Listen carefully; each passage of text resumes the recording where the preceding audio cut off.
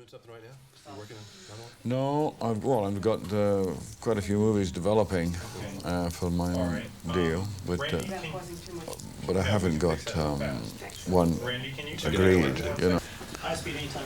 Good speed? good speed, very good. Very good. All yours. Anytime.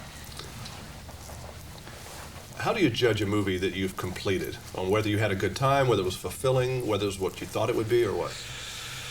Well, they're all different, and it's unusual if a film comes out exactly and completely as you would like it to be. In the case of The Rock, I haven't seen it on a big screen, completed version, and nobody has really yet, either with the completed sound, the music rather, because they're rushing to finish the last 5 reels before it officially opens. But I carry souvenir of very frantic sort of in and out scheduling on the picture, because it couldn't have been foreseen, but in San Francisco at Alcatraz, you know, it's like Ireland, you get the 4 seasons in the day, and you start doing entrances and exits in a place that you can't complete even one, then you have to go to something else. And so and then more and more became necessary to shoot there. So they had to go back after we came back down here. So it was a little erratic. What's a good day for you on a movie set? When do you go home and say, that was good? A good day is when you've had a good rehearsal and everybody's on song. All the actors, actresses, and all the technicians have had a good look at it and a run at it. And it's terrific if you've got to the end of the day and it's a really important scene and you've completed the scene. Everybody's kind of in harmony with it. The worst thing is to get halfway through and it's not completed. You've got to go into all the reverses or something, and it's sort of half-assed. And it's you really feel, well, I'd rather come in the next day, because we know so much more now, and shoot the whole thing. Sometimes that happens, of course. You're probably not a lot of fun to be around if they get you crabby. Me? I'm an absolute sweetheart if everything is good. If everybody's professional, I have no problems. It's real amateurs that get up my nose.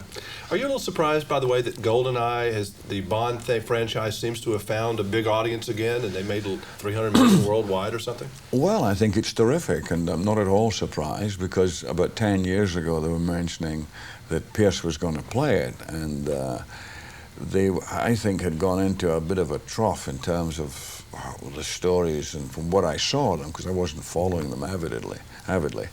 And he was an excellent choice, just enough kind of maturity too, and to be able to be comfortable with the kind of cool of it.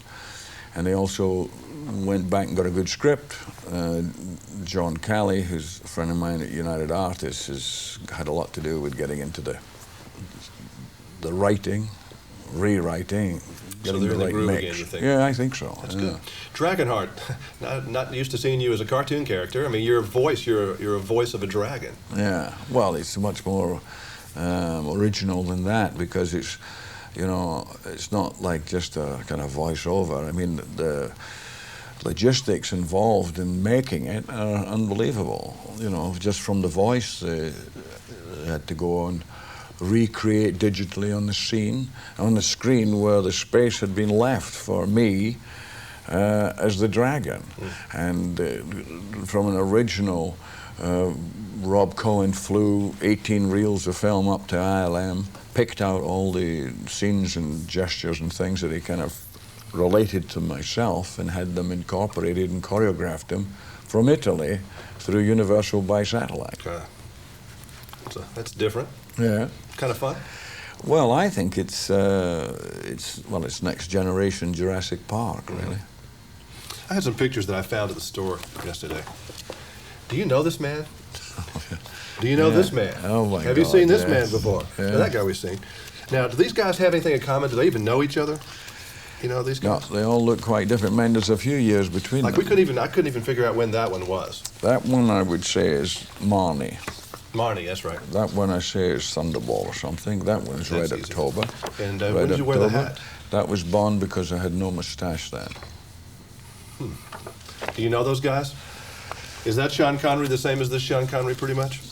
Well, not as intelligent, not as erudite, not as world wise and smart, you know.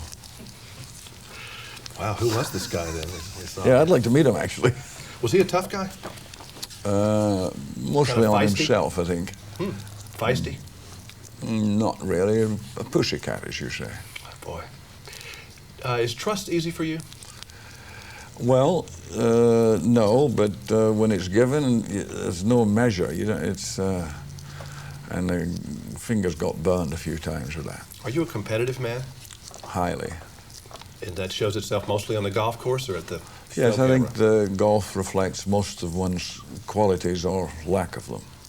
You ever thrown your golf club? You ever lost it? You ever gotten really mad?